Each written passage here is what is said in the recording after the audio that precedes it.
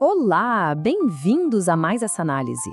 Se no capítulo 1 de Gênesis a gente teve aquela visão de longe, sabe? Como uma câmera panorâmica mostrando toda a criação, o capítulo 2 faz o contrário. Ele dá um zoom, chega bem pertinho. A gente sai da escala do cosmos e entra numa história muito mais pessoal, que revela um Criador que não só fala, mas que toca, que molda, que sopra a vida. Então, para a gente mergulhar fundo nessa história, vamos passar por 5 pontos principais. Primeiro, vamos comparar essas duas narrativas da criação, depois vamos ver de perto como a humanidade foi formada de um jeito tão íntimo. Aí a gente descobre qual era o propósito de viver no paraíso e entende a criação da primeira parceria da história e, por fim, claro, a gente tenta conectar tudo isso com o nosso mundo de hoje. Bom, para começar, é fundamental entender uma coisa. Não estamos falando de duas histórias que se contradizem. De jeito nenhum. Pense que são duas lentes diferentes, sabe?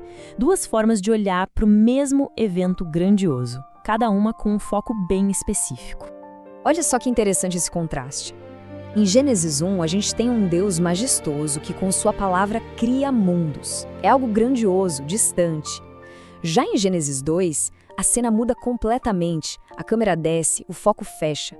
A gente vê um Deus que se abaixa, que pega no barro, que se revela um artista trabalhando de perto na sua obra-prima, que é a humanidade.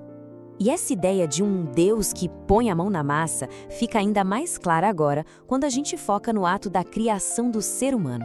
É aqui que a história se torna incrivelmente palpável, pessoal. Esse versículo é o coração do capítulo. E olha, as palavras usadas aqui não são por acaso não. Elas carregam um peso simbólico, um significado teológico gigantesco sobre a nossa origem, sobre a nossa natureza. Vamos pegar, por exemplo, a palavra formou. No hebraico original, o verbo é yatsar.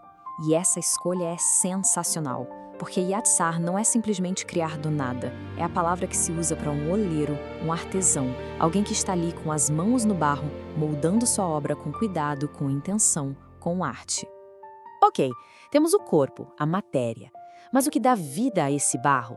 É aí que entra a segunda palavra, o sopro divino, ruach. A vida, o espírito, não vem da terra, vem diretamente de Deus. Isso estabelece uma conexão espiritual que, nossa, é inseparável. Mostra que a nossa essência mais profunda vem dele. Certo. Humanidade criada. E agora? Onde ela é colocada? É quando a narrativa nos leva para o jardim, o paraíso. E esse lugar não era apenas um endereço, não. Era um chamado, tinha um propósito. O nome do lugar já entrega tudo. Éden. Significa prazer ou deleite. Então, o cenário não era um lugar qualquer. Era um estado de harmonia total, de provisão, de alegria. Um jardim plantado pelo próprio Deus. Imagina só a cena.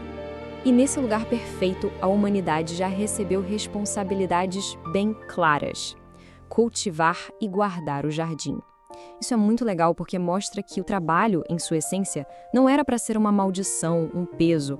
Era para ser uma parceria com Deus no cuidado com a criação.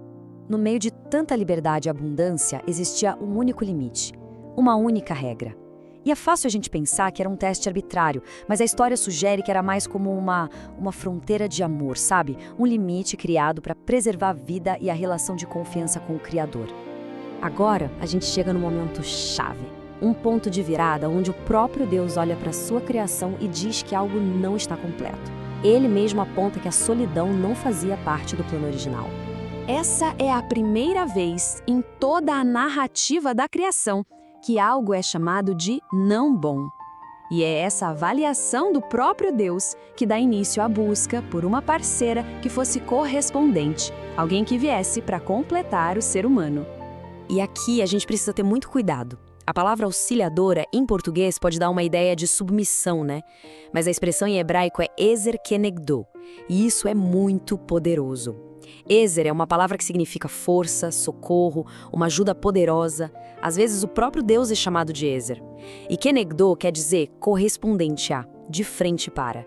Ou seja, a ideia é de uma parceira de mesma força e valor. E a forma como ela foi criada ilustra isso de um jeito brilhante. O simbolismo da costela é lindo demais. Pensa comigo, ela não veio da cabeça para ser superior a ele, nem dos pés para ser pisada por ele. Veio do lado para ser uma parceira igual, para caminhar junto na jornada. Tá bom, a história é incrível, cheia de simbolismos. Mas e aí? O que a gente tira disso para nossa vida hoje? Vamos tentar resumir as lições mais importantes que essa narrativa do Éden nos deixa.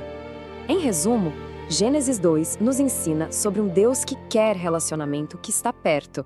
Nos ensina que o trabalho com propósito é algo sagrado, assim como o descanso. Nos mostra a beleza de uma parceria baseada em igualdade e nos lembra que a liberdade de verdade só floresce quando existe confiança e limites que vêm do amor. E para fechar, fica aqui essa reflexão.